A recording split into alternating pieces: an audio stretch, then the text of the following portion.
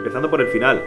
Es cierto que es, si no Podemos, una forma de entender cómo se estructura y articula el mundo en una economía que funciona cada vez más en red, de manera cada vez más reticular, y cómo emerge, ¿no? Si antes el partido era pensado como una fábrica, a imagen y semejanza de la fábrica industrial de 1915 en adelante, ¿no? Y se piensa el partido en esa clave, hoy lo tenemos que pensar más en clave, como dice Emilio, en clave de startup, ¿no? Y pasar del yo puedo al podemos, ¿no? El yo puedo, que sería el manual de autoayuda clásico, al podemos, ¿no? Esa especie de coaching de masas y terapia colectiva de autoayuda que fue el 15M, ¿no? Y totalmente de acuerdo con lo que dices de la renta básica. Yo creo que hay que quitar que no parezca que es una cosa solo para evitar la exclusión social, sino que es un derecho laboral. Es decir, es un derecho que tenemos que tener porque nos permite disponer más de nuestro propio tiempo. Y disponer más de nuestro propio tiempo significa poder tener más la posibilidad de sacar más proyectos adelante. Y aquí, aludiendo a lo que decía Rosón, digo, ¿cómo pensar el sindicato hoy? Para eso tendríamos que pensar, claro, cuál es la composición de clase hoy. Es decir, cómo se trabaja y quién trabaja hoy, ¿no? Cómo ha mutado todo eso y cómo ha cambiado. Hay que tener en cuenta la cuestión de la deuda. Es decir, si mal no recuerdo, según el último estudio de GEM, el General Entrepreneurship Monitor, que mide, ¿no?, toda la actividad emprendedora y demás, 7 de cada 10 llamados emprendedores, y luego está otro tipo de sectores, no tienen el dinero suficiente, es decir, se endeudan para poder sacar o para intentar sacar, que a lo mejor luego fracasan. Por lo tanto, yo creo que más que de emprendedores deberíamos hablar de emprendedores, ¿no? Una sociedad que está totalmente dominada por la lógica de la deuda es una sociedad que tenemos que pensar, que enfrenta directamente nuestro modo de vida a una economía cada vez más financiarizada. Por lo tanto, el trabajo directamente se enfrenta a nuestra propia vida en distintos sectores, y creo, y esto ya es una cuestión personal, creo que esa nueva matriz de derechos por las cuales se debería articular, no sé en torno a qué, porque ya no es en torno al centro de trabajo, porque mudas cada vez más, pero que sí que compartimos un mismo espacio, en este caso urbano, una matriz que vaya por liberar tiempo, que es renta básica, movilidad, con transporte y demás, acceso a la vivienda, es decir, alquiler social, movilidad, acceso a la información, la brecha entre quienes acceden, la brecha digital entre quienes tienes acceso o no a la información es también un motivo de pobreza. Y cómo repensar nuestra situación para pensar cómo podemos estructurarlo en un campo de antagonismo con un mundo endeudado que nos somete a una servidumbre de un gobierno que nadie elige. Esto es obviamente muchísimo más largo, ¿no? Y respecto a lo que comentaba el compañero del contrato único, antes más o menos lo he metido un poco. Yo te recomendaría ver el vídeo ese de Ramón Espinar, que es un minuto que lo explica muy bien. Claro, la idea es que sigue por la misma senda que la reforma laboral de 2010 del Partido Socialista y que abre la veda a la que luego viene el 2012 del Partido Popular. El Partido Socialista es el que inaugura el contrato, la indemnización por 33 días, en algunos contratos, algunas modalidades, y 20 días por año trabajado en otras. Luego el Partido Popular lo implementa a todo el conjunto del trabajo, lo cual no ha generado más empleo, solo ha generado más precariedad y más abaratar despido y menos ingresos a la seguridad social. Y el contrato único lo que dice acabar con la dualidad del mercado laboral entre temporales y indefinidos, lo equipara por la parte baja. Es decir, ¿cómo acabamos con la dualidad del mercado laboral? Bueno, pues hacemos a todos, los rebajamos a todos un poco más, y te dicen, hombre, pero eso beneficia a los temporales. Bueno, claro, pero al final de cuentas tú estás poniendo una medida de 14 días por año trabajado, que a los 2 años te pueden despedir por 28 días, menos que lo actual de 33 días, y por lo tanto el cómputo final es que el despido es más barato todo, al final. Es decir, es un contrato fraudulento lo del contrato. De apostar todo al mercado laboral. Ningún mercado laboral, por flexible que sea, genera empleo sin crecimiento económico. Y eso es una máxima. Y es que todas las sucesivas reformas laborales no han hecho más que destrozar las condiciones de vida, y solo han tenido como resultado destrozar las condiciones de vida. Por lo tanto, pongamos un poco más el foco en la cuestión del crecimiento económico, en la modernización económica de este país, en aumentar la productividad, acabando con la volatilidad y la inestabilidad del empleo, es decir, prohibiendo que se hagan muchos de los trabajos temporales que se hacen hoy en día, que son fraudulentos. Y ahí hay que legislar. Y hay que legislar y decir, no, usted no puede hacer esto, ¿no? Hay que poner trabas e incentivos por otro lado y bueno, pues como decíamos, desplegar un plan de desarrollo productivo enfocado en sectores de alto valor añadido. Y de ahí es como aumenta la productividad y aumenta el crecimiento, aumentan los ingresos, ¿no? Y la rueda, en este sentido, vuelve a girar. Y en eso, lo de la renta garantizada y la renta complementaria, eso significa, por un lado, de justicia social, es decir, no hay reactivación económica si alguien se queda fuera. Y por lo tanto, este tiene que ser un país cuyo principal pilar sea acabar con la desigualdad, porque acabar con la desigualdad es reactivar la economía. Un país donde no haya una sola familia sin ingresos y un país donde no haya un solo trabajador pobre. Y eso dinamiza porque inyecta dinero en la economía y esa persona que a lo mejor aquí vendía 2 cafés, a lo mejor vende 4. Y eso le permite a lo mejor contratar a otra persona más. No todo lo contrario, que es a donde va lo del contrato único, que por cierto además Ciudadanos no está a favor de aumentar el salario mínimo interprofesional, por lo tanto su complemento salarial, el de trabajadores precarios, es profundamente regresivo. Es un complemento que cuanto más sueldo ganas en un trabajo, más complemento te dan, en lugar de al contrario. Es decir, si tú ganas 700, te deberían dar 100. Si ganas 800, pues, o sea, si ganas 850, pues 50. Es decir, cuanto más ganas, el complemento debe ser menor. Y si eso no lo vinculas a un crecimiento del suelo del salario mínimo interprofesional, lo que estás haciendo es eternamente subvencionar salarios bajos con dinero público, que es lo que ellos ponen encima de la mesa, al mismo tiempo que proponen una reforma fiscal todavía más regresiva que la del Partido Popular, donde bajan el tipo del 45% del IRPF al 42%, lo que significa una gran noticia para aquellas personas que ganen de 60.000 euros para arriba. Y mala noticia para el resto. Planteas un contrato indefinido donde pierda el que más protección tiene, porque ahí está la clave. O sea, hablar de contrato único en abstracto no significa nada. La cosa es cómo se concreta el contrato único que plantea Ciudadanos, que es lo que acaba de explicar Jorge, ¿no? Y luego, respecto a lo que decía Emilio, yo creo que la renta garantizada que se plantea es fundamental, precisamente, acabar con la pobreza, permitir un mayor poder de negociación a los trabajadores, decir, bueno, si me ofreces un trabajo de mierda no te lo voy a escoger porque tengo esto, de manera que puedas no dejar de trabajar, pero sí tener más poder de negociación para que se paguen salarios razonables.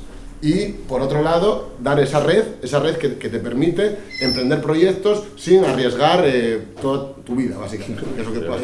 No tener ingresos en los próximos 2 años y a lo mejor acabar con una deuda con proveedores o con administración para toda tu vida. Entonces, eso imposibilita el emprendimiento, pero no solamente medidas como la renta garantizada que favorecen que la gente se atreva, ¿no?, a dar el paso.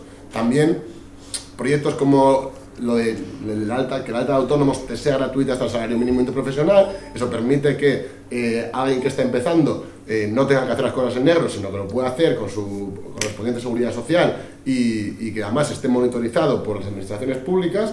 Y también proyectos como las cooperativas de iniciativa empresarial, que ya existen en Francia, por ejemplo, y en Andalucía ya existe ese modelo, que es simplemente que tú estás en nómina en una cooperativa paraguas para emprender tus proyectos y probar diferentes modelos de negocio, ¿no? Como quien ahora pones una página web en internet y la mayoría de la gente eso no lo tiene registrado bajo ninguna empresa y nada, simplemente lo tiene como prueba.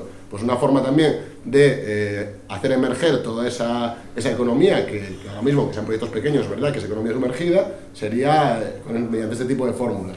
¿Y cómo puede hacer desde una administración, por ejemplo el Ayuntamiento de Oviedo, para escuchar, para poner a disposición nuevos servicios o nuevos proyectos que puedan facilitar un emprendimiento colectivo, pero no solo, también un emprendimiento que revierta en el territorio? Eso es conocer la realidad y establecer dispositivos como los que vamos a presentar en las propuestas para fomentar ese tipo de economía. ¿Cómo se hace eso? Mediante el establecimiento de cláusulas sociales. Que las cláusulas sociales son que, bueno, por ejemplo, en un concurso público de licitación tú puedes establecer que puntúe más aquella empresa que contrata a sus trabajadores en la población, en el municipio, que la escala salarial sea de menos de 1 a 2 dentro de la empresa, que haya paridad de hombres y mujeres, que haya políticas de conciliación laboral y familiar. Todas estas cosas se pueden tener en cuenta no solamente a la hora de licitar contratos públicos, sino también desde una institución pública de crédito a la hora de conceder créditos. Se puede tener también a la hora de establecer incentivos fiscales para que las empresas se comporten así.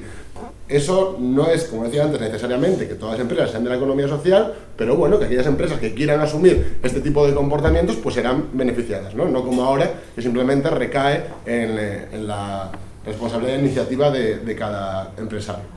de la bolsa, las finanzas y demás. Y las finanzas puede ser muy amplio, en las finanzas puedes poner economía social también. Sí, pero no buscan eso.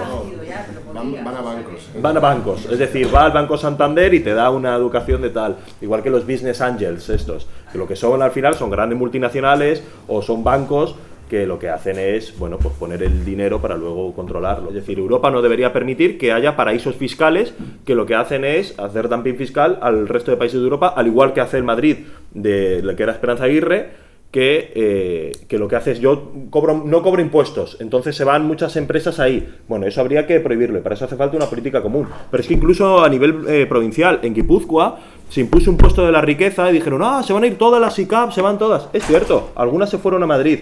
Pero claro, cuando tributan al 1%, los ingresos que dejaban tampoco eran muy grandes. ¿Cuál es el resultado final? Primer año del impuesto a la riqueza, 53 millones de euros más. Segundo año, 73 millones de euros más de ingresos. Es decir, que hay una parte que es cierto que no sabes. Luego perdieron las elecciones. Pero no por eso. Quizás si hubieran vendido más eso, pero justo el impuesto a la riqueza no les fue mal. Y hay que decirles, igual que la SICAP, señores, no pueden ustedes estar tributando al 1%. ¿Qué significa acabar con la SICAP? Acabar con la SICAP significa acabar con su modelo de tributación.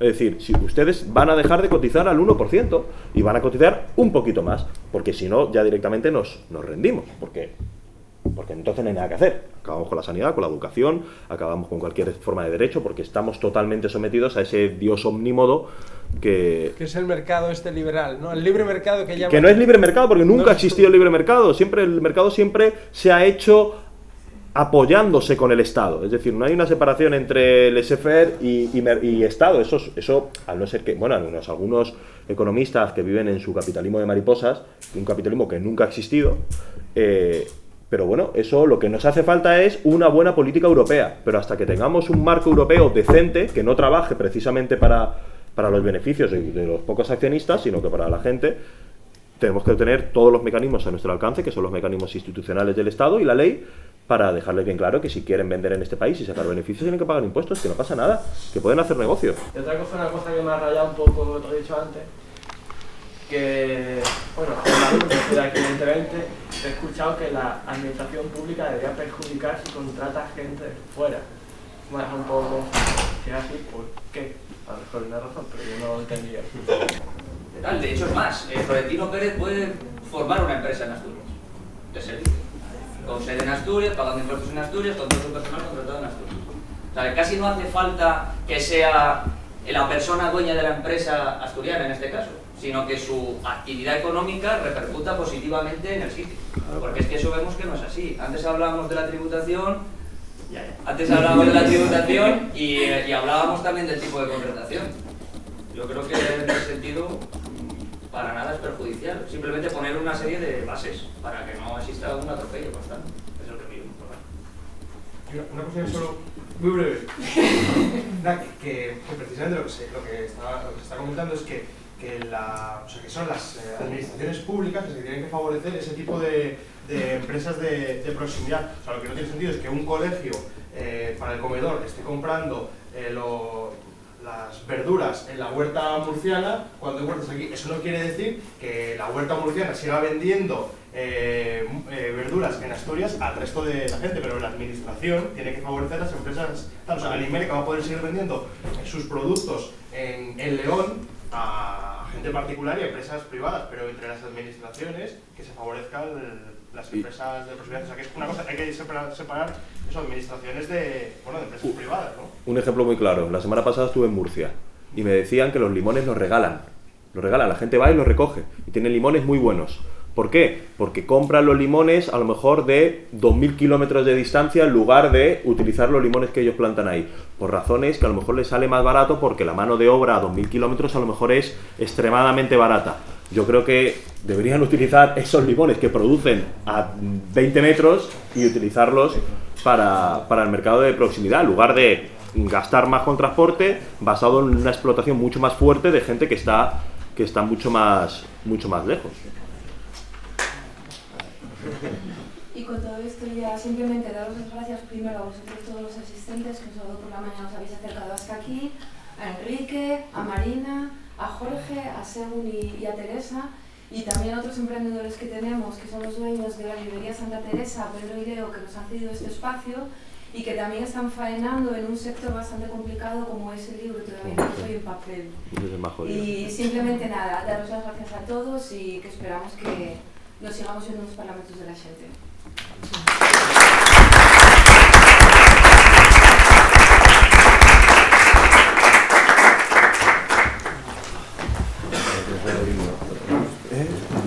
Si tuviéramos un himno.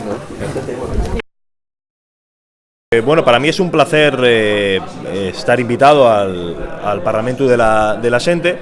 Me parece que es una iniciativa fundamental para acercar las instituciones a la ciudadanía. Nosotros no solo decimos las cosas, sino que aquello que decimos luego se puede demostrar siempre con hechos contrastables. Lo hicimos con los salarios mínimos, lo hemos hecho con el proyecto Impulsa, que saca adelante proyectos de emprendedores sociales y demás, y lo hacemos ahora también con el Parlamento de la Xente. Esta iniciativa se enmarca dentro de un proceso más amplio de apertura de Podemos en el conjunto de Asturias, teniendo en cuenta que tenemos que construir una candidatura con el conjunto de actores, tanto a nivel municipal y a nivel autonómico, para nutrir, para dotar de una estructura, de un protagonismo ciudadano fundamental a lo que va a ser la candidatura para las elecciones generales. A nosotros no nos importa tanto la cuestión de las siglas o la cuestión de los nombres, como que el proyecto en sí mismo sea fuerte, sea robusto y sea capaz de llevar la voz de la gente a las instituciones. Esto, por supuesto,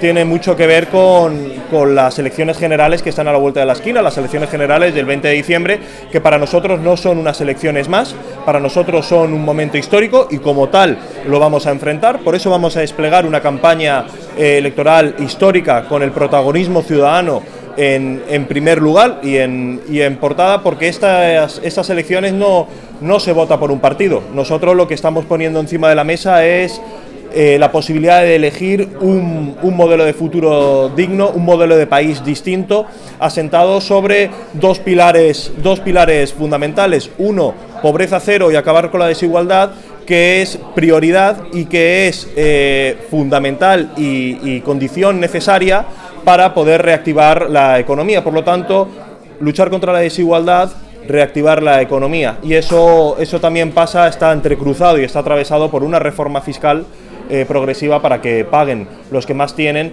y, como siempre decimos, poner orden en las cuentas para tener un país mejor, para tener un país en el que enorgullecernos todos y todas, y un país donde nadie se quede fuera y tenga un crecimiento robusto y estable en el tiempo, desarrollando un plan de modernización económica para tener un país a la altura de nuestras necesidades y a la altura de nuestras perspectivas de lo que nos merecemos.